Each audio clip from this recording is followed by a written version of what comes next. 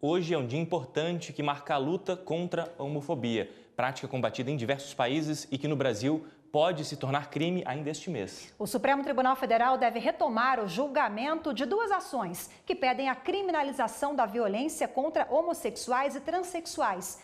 Ativistas afirmam que, além da parte legal, também são fundamentais políticas públicas de combate à discriminação e ao preconceito.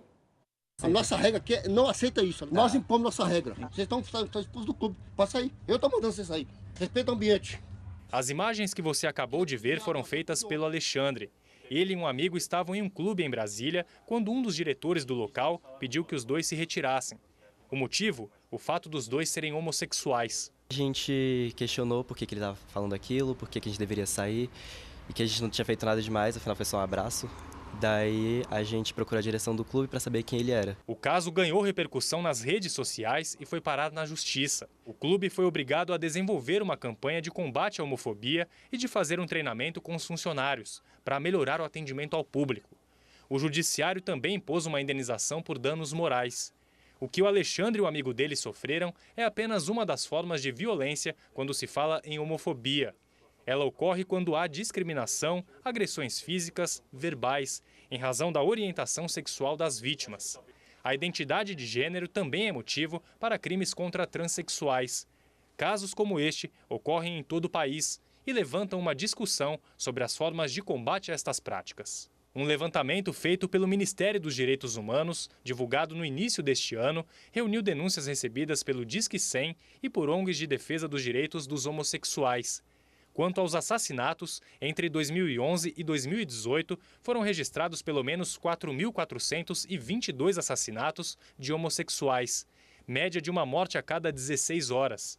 O Brasil também é o país que mais mata transexuais no mundo. Uma pesquisa feita por uma organização não governamental apontou que entre outubro de 2017 e setembro de 2018, 167 pessoas foram mortas por causa da identidade de gênero.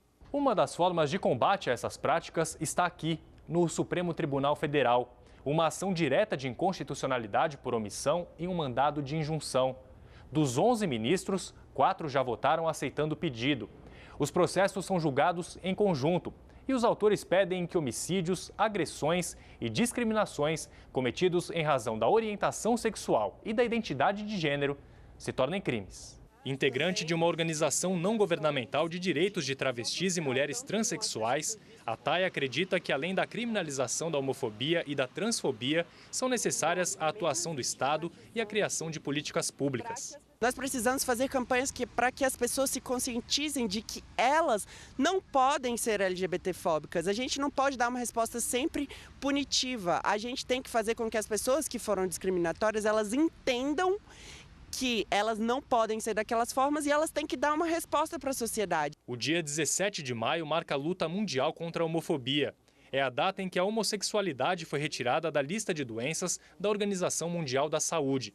Para este ativista, o dia deve ser utilizado como uma forma de pedir que os direitos sejam iguais para todos. Nós precisamos equiparar em direitos toda a sociedade, para que a gente não crie uma sociedade em que uma parcela da sociedade pode viver sem violência, pode gozar de uma vida com liberdade e outra parcela da sociedade não.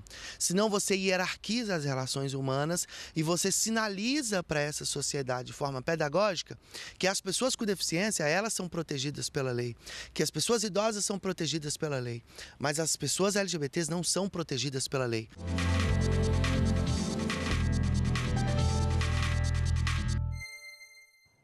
O julgamento sobre a criminalização da homofobia e da transfobia deve ser retomado pelo Supremo na próxima quinta-feira, dia 23 de maio. Vamos continuar nesse assunto e conversar agora aqui no estúdio com o advogado Saul Tourinho. Boa tarde, muito obrigada pela presença. Boa tarde, um prazer estar aqui com vocês. Bom, vimos na reportagem que, infelizmente, o Brasil é campeão em assassinatos a homossexuais e transexuais. O que fazer na avaliação do senhor para mudar esse cenário tão dramático? Nós temos que desenvolver práticas que envolvam os três poderes: o legislativo com a legislação, o executivo com políticas públicas e o judiciário com suas decisões.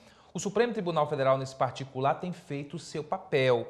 Nós temos decisões como a decisão que em 2011, sob a relatoria do ministro Carlos Aires Brito, reconheceu as uniões homoafetivas, na sequência a adoção. Daí em diante tivemos uma jurisprudência que passa, por exemplo, pelo reconhecimento da possibilidade de alteração do nome nos registros civis sem a chamada cirurgia de transgenitalização. E nesse caso, quem fez a sustentação oral foi uma advogada, a primeira advogada transexual do Brasil, Gisele, que elevou a sua voz, vindicou justiça e saiu vitoriosa da tribuna do Supremo Tribunal Federal.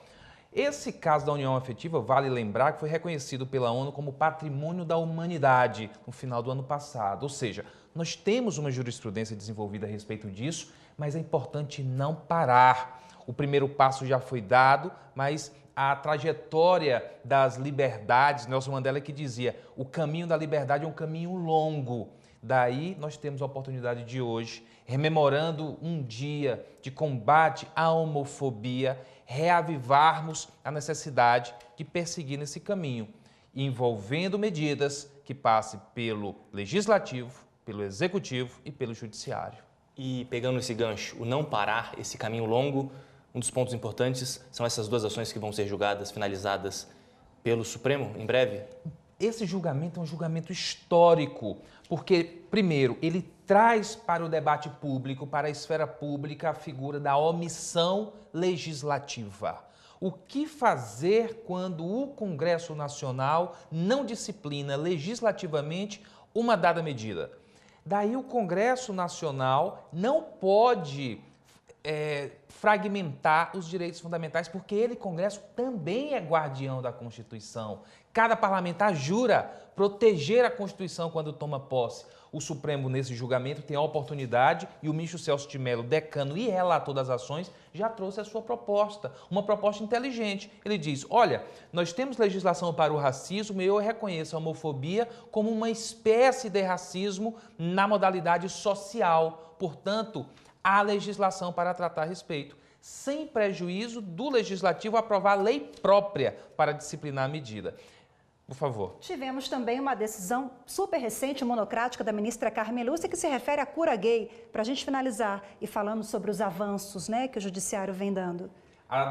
Uma decisão de fato muito recente da ministra Carmen, que subscreve a postura do Conselho Federal de Psicologia, que entendeu que os psicólogos não poderiam oferecer a seus pacientes a cura gay, pelo simples fato de que não se trata de cura, porque não se trata de doença. Foi uma decisão importante que, mais uma vez, saiu do Supremo Tribunal Federal. Doutor Saul Tourinho, mais uma vez, obrigada pela participação. Boa tarde. Boa tarde. Obrigado, boa tarde. Boa tarde.